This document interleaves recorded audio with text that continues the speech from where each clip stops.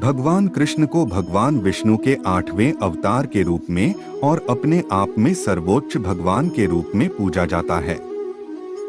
वह करुणा, कोमलता, प्रेम के देवता हैं और भारतीय देवताओं में सबसे लोकप्रिय और व्यापक रूप से पूजनीय हैं। उन्होंने हमें जीवन, प्रेम, खुशी, धर्म, मोक्ष, मुक्ति, भक्ति, योग, ध्यान, धर के बारे में सब कुछ सिखाया।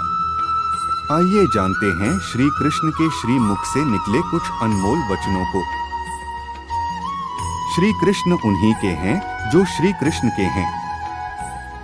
भगवान तो बस प्रेम भक्ति के भूखे हैं। जो भी उनकी भक्ति में लीन होता है, जो भी प्रेम से उन्हें याद करता है, वो सदैव उसका कल्याण करते हैं। सब आगे निकलना चाहते हैं। ऐसे में संस्थानों में यह होता है कि कुछ चतुर लोग अपना काम तो पूरा कर लेते हैं, लेकिन अपने साथ के मनुष्य को उसी काम को टालने के लिए प्रोत्साहित करते हैं या फिर काम के प्रति उसके मन में लापरवाही का भाव भर देते हैं। श्रेष्ठ मनुष्य वही होता है जो अपने काम से दूसरों के लिए प्रेरणा का स्रोत बनता है। उसी मनुष्य का भविष्य सबसे ज्यादा उज्जवल भी होता है। आप वही हैं जिसमें आप विश्वास करते हैं। आप वह बन जाते हैं जो आप मानते हैं कि आप बन सकते हैं। हमारी सफलता और असफलता इस बात पर निर्भर करती है कि हम खुद पर कितना विश्वास करते हैं। व्यक्ति जो चाहे बन सकता है, यदि पूरे विश्वास के साथ अपने लक्ष्य पर लगातार चलता रहे। जिस इंसान के चारों तरफ नकारात्मक लोग रहते हैं, उस इंसान का मंजिल से भटक जाना तय है।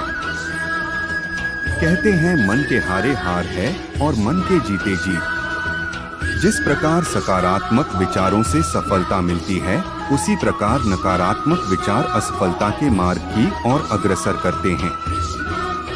क्योंकि जैसा हम सोचते हैं, वैसे ही हम बनते जाते हैं और अपने विचारों के माध्यम से ही हमें नकारात्मक और सकारात्मक परिणाम मिलते हैं। समय हमेशा चलता रहता है, कभी रुकता नहीं। यदि आज बुरा समय है तो कल अच्छा होगा।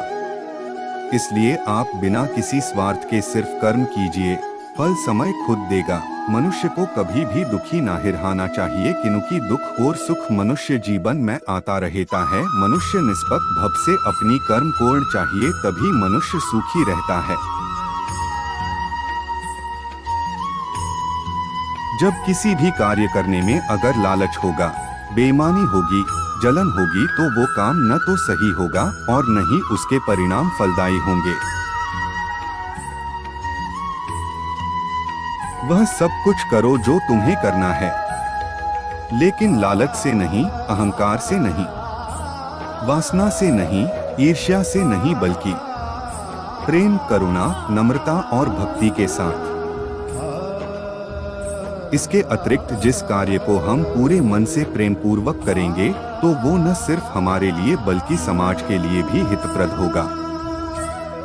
मन उन लोगों के लिए दुश्मन की तरह काम करता है जो इसे नियंत्रित नहीं करते हैं, और जिसने अपने मन को जीत लिया है, उसके लिए मन सबसे अच्छा मित्र है। क्रोध में इंसान भ्रमित हो जाता है और भ्रम से बुद्धि व्यग्र डिस्टर्ब्स हो जाती है और अपने गलत फैसले के चलते उसका पतन, डाउनफॉल शुरू हो जाता है। मेरे लिए न कोई घृणित है और न ही कोई प्रिय, न कोई निर्धन है और न ही कोई धनी, बस जो भक्ति भाव के साथ मुझे याद करते हैं, मैं उनका हूँ और वो मेरे।